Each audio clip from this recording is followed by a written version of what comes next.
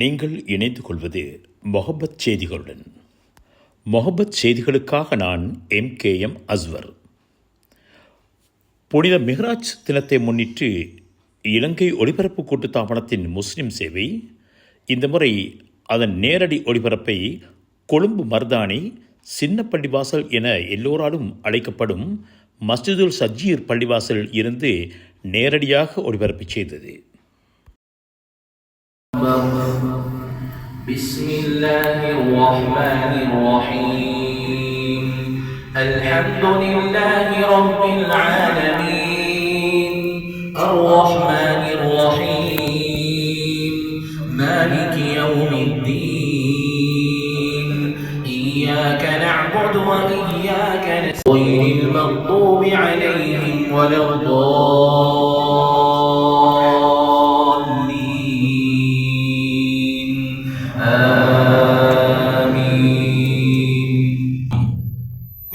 கூறுவதாக இருந்தால் மருதானை சின்ன பள்ளி வாசலில் ஒரு மௌலவி தலைவராக இருப்பது சிறப்பம்சமாக இருந்து கொண்டிருக்கின்றது. மௌலவி அல்ஹாஜ் ACM ஃபர்சாத் அவர்கள் தலைவராக கொண்டு உறுப்பினர்களாக AKM ஃபைரோஸ், ஷியாம் கரீம், AKM ஃபயாஸ், பிலால், அல்ஹாஜ் சிராஜ் அகமது, அல்ஹாஜ் MSM சமீர் உட்பட பலர் இந்த பள்ளிவாசல் நிர்வாகத்தினர்களாக கடமையாற்றி வருகின்றார்கள். முஸ்லிம் சமய பண்பாட்டு அலுவல்கள் திணைக்களம் கொழும்பு மஸ்ஜிதுல் சஜீர் பள்ளிவாசலுடன் இணைந்து இந்த நிகழ்வை ஏற்பாடு செய்திருந்தது.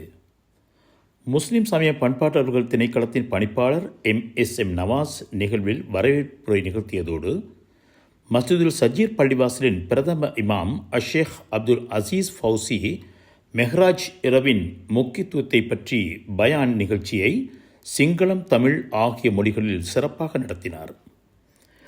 அத்தோடு விசேட பிரார்த்தனையை மஸ்ஜிதுல் சதீர் பள்ளிவாசலின் மற்றும் ஒரு இமாமான காரி அஷேக் அப்துல் அசீஸ் நவவி நிகழ்த்தினார்கள்.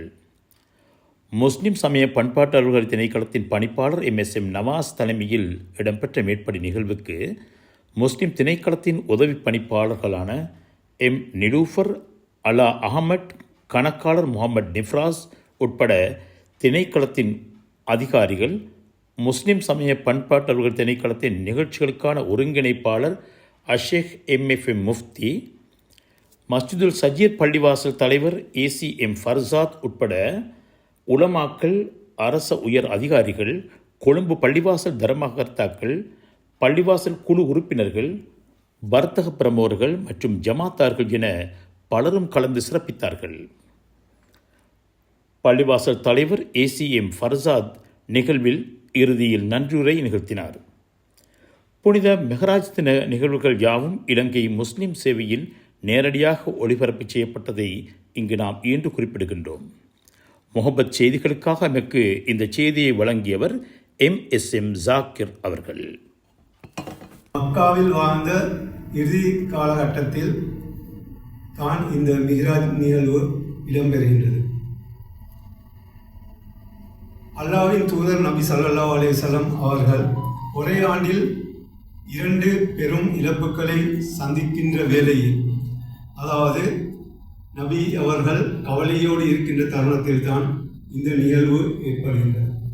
இந்த மிஹ்ராஜில் நபி ஸல்லல்லாஹு அலைஹி வஸல்லம் அவர்கள் 5 வகையான நிகழ்வுகளை சந்திக்கின்றார்கள். அதாவது ஜிப்ரீல் அலைஹிஸ்ஸலாம் அவர்கள் மூலமாக புராக் வாகனத்தில் 7 வாகனங்களை கடந்து நபி ஸல்லல்லாஹு அலைஹி வஸல்லம் அவர்கள் அல்லாஹ்விடம் அழைத்து செல்லப்படுகின்றார்கள். இந்த நிகழ்வுகளில் முதலாவதாக நபி ஸல்லல்லாஹு அலைஹி வஸல்லம் அவர்கள் மஸ்ஜிதுல் ஹராமிலிருந்து மஸ்ஜிதுல் அக்ஸா வரை அழைத்து செல்லப்படுகின்றார்கள். அங்கே அனைத்து நபிமார்களையும் சந்தித்து தொழுகையை நடத்துகின்றார்கள். அதேபோல் மற்றொரு நிகழ்வாக நபிகளாருக்கு சுவர்க்கம், நரகம் ஆகிய 2ம் கண்கூடாக அல்லாஹ்வினால் காட்டப்படுகின்றது. அங்கே சுவர்க்கத்தில் நன்மை செய்தவர்களுக்கு கிடைக்கக்கூடிய நன்மைகளை நபி அவர்கள் கண்கூடாக பார்க்கின்றார்கள்.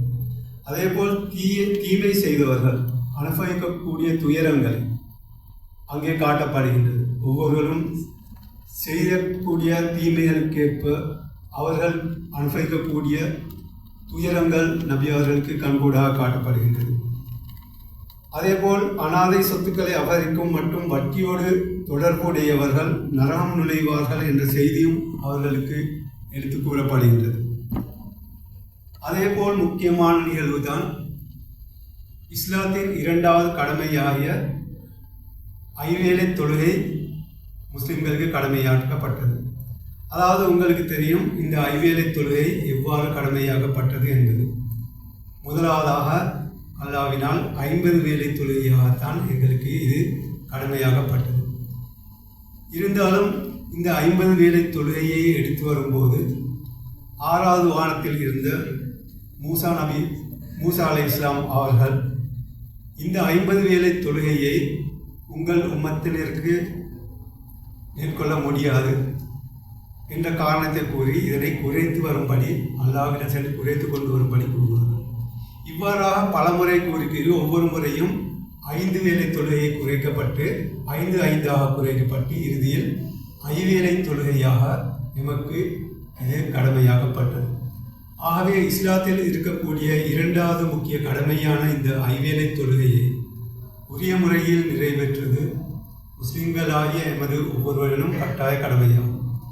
ஆகவே இந்த 5 வேளை தொழுகையை விடாமல் தொழுவதற்கு நாம் இந்த சந்தர்ப்பத்தில் இந்த மிஹ்ராஜுடைய நினைவு தினத்தில் அனைவரும் உறுதி கொள்வோமாக என்று அனைவரையும் இந்த தருணத்தில் கேட்டுக்கொள்கிறேன்.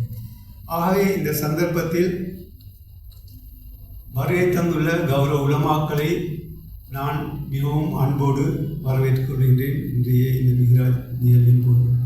அதேபோல் இந்த மிஹ்ராஜுடைய நிகழ்வுகளை எமது முஸ்லிம் சமய பண்பாட்டாளர்கள் திணைக்களத்தினால் ஏற்பாடு செய்தாலும் இதற்கு பூர்ண ஒத்துழைப்பை வழங்கிய மருதாணி சின்னப்பள்ளிவாசல் தலைவர் செயலாளர் உட்பட்ட நம்பிக்கையாளர்களை எமது கலாச்சார திணைக்களத்தின் சார்பாக மிகவும் அன்போடு வரவேற்கின்றேன். அதேபோல் இந்த தருணத்துக்கு வருகை தந்துள்ள நம்பிக்கையாளர்கள் அதேபோல் ஊர் ஜமாத்தினர் அனைவரையும் மிகவும் அன்போடு வரவேற்கின்றேன்.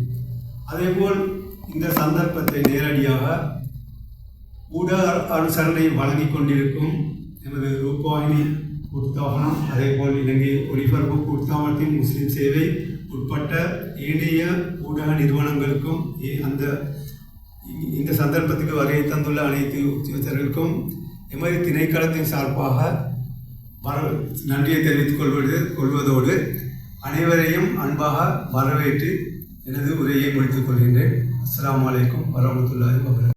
அவர்கள் மிஹ்ராஜ் இரவின் அடுத்த அம்சமாக இடம்பெறுவது மிஹ்ராஜின் முக்கியத்துவம் என்ன, அதில் நாம் கற்க வேண்டிய பாடங்கள் என்ன என்ற விடயங்களை எங்களோடு பகிர்ந்து கொள்கின்றார். கொழும்பு 10 சின்ன பள்ளி என்று அனைவராலும் அழைக்கப்படுகின்ற இந்த அழகிய பள்ளிவாசலில் இடம்பெற்றுக் கொண்டிருக்கின்ற இந்த நிகழ்வில் இந்த பள்ளிவாசலில் பேஷ் இமாமாக கடமையாற்றுகின்ற எஹலியகுடையைச் சேர்ந்த அஷேக் அப்துல் அசீஸ் ஃபௌசி அவர்கள். அல்ஹம்துலில்லாஹ் வஸ்ஸலாத்து வஸ்ஸலாமு அலா ரசூலில்லாஹ் முஹம்மது இப்னு அப்துல்லாஹ் வ அலா ஆலிஹி ஹிஸ்பில்லாஹ் அம்மா பஅத். அரசாட்சி தனதாக்கி அதன் சாட்சியாய் அழகாக்கி அழகான முறையில் அகிலத்தையே ஆட்சி செய்து கொண்டிருக்கும் அல்லாஹுக்கே அருள் அனைத்தும் புகழ் அனைத்தும் அல்ஹம்துலில்லாஹ். அன்பார்ந்த அல்லாஹ்வின் நல்லடியார்களே, அல்லாஹ்க்கு சுப்ஹானஹு வ தஆலா எம்மை படைத்து பராமரித்து போஷித்து பாதுகாக்கக்கூடிய ரப்புல் ஆலமீனாக இருக்கிறார். அதேபோல SRSL-RC செய்தி பணிப்பாளர் சகோதரர் ஷியாம், அடுத்தது ITN நேத்ரா செய்தி பணிப்பாளர் சகோதரர் இர்ஃபான், முஹப்பத் டிவி பணிப்பாளர் சகோதரர் அல்ஹாஜ் MIM நிஷாம், அதேபோல ACJU அகில இந்திய ஜமியத் உலமா சபை உறுப்பினர்கள் மற்றும் ஏனைய உலமாக்கள், அரசு அதிகாரிகள், வக்ஃப் சபை உறுப்பினர்கள், இலங்கை ஹஜ் கமிட்டி உறுப்பினர்கள், கொழும்பு மஸ்ஜித் சம்மேளன உறுப்பினர்கள், அதேபோல இங்கு நிகழ்ச்சி நன்றாக நடைபெற வேண்டும் என்று உள்ளத்தோடு சமூகம் அளித்திருக்கும் அனைத்து மஹல்லாவை சேர்ந்த ஜமாத் உறுப்பினர்கள், மஹல்லா சகோதரர்கள், அதேபோல மஸ்ஜித் சகீர் நிர்வாக உறுப்பினர்கள், ஏனைய இமாம்கள், ஊழியர்கள் அனைவருக்கும் நான் நன்றியை செலுத்தியதாக எங்களுடைய மருதான சின்னப்பள்ளி வாசல் மஸ்ஜித் சகீர் இந்த சின்ன பள்ளிவாசல் நிர்வாகம் சார்பாக நான் நன்றியை தெரிவித்துக் கொள்கிறேன். ஜஸாக்குமுல்லாஹ் ஹைரன். لله رب العالمين حمدا كثيرا طيبا مباركا فيه على كل حال. اللهم صل على سيدنا محمد وعلى آل سيدنا محمد. يا ربنا لك الحمد كما ينبغي لجلال وجهك وبعظيم سلطانك ومجدك. اللهم لا نحصي ثناء عليك أنت كما أثنيت على نفسك. اللهم أرنا الحق حقا وارزقنا اتباعه وأرنا الباطل باطلا وارزقنا اجتنابه. اللهم إنا نسألك حبك. اللهم إنا نسألك حبك وحب من يحبك والعمل الذي يقربنا حبه عندك. يا حي يا قيوم يا حي يا قيوم يا حي يا قيوم. اللهم اكفنا بحلالك عن حرامك واغننا بفضلك عمن سواك.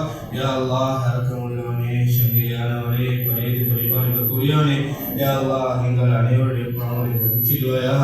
யா அல்லாஹ் ஒரு புனிதமான இரவுல விசேஷமான இரவு வந்து சிந்திக்கிறோம். யா அல்லாஹ் நிக்காஹ் சேவை வாழ்க்கையில் வாழ்க்கை ஒரு முறையே மறுமையிலும் அதுவே. மகர் அடிப்படையில் மார்க்கப்பட்டுள்ள கல்வி அறிவுள்ள தொழில் உள்ள நல்ல குடும்ப பின்னணி உள்ள இஸ்லாமிய குடும்பங்களிலிருந்து மணமகன் மணமகள் திருமணம் மறுமணம் நம்பிக்கையான அமானித சேவை.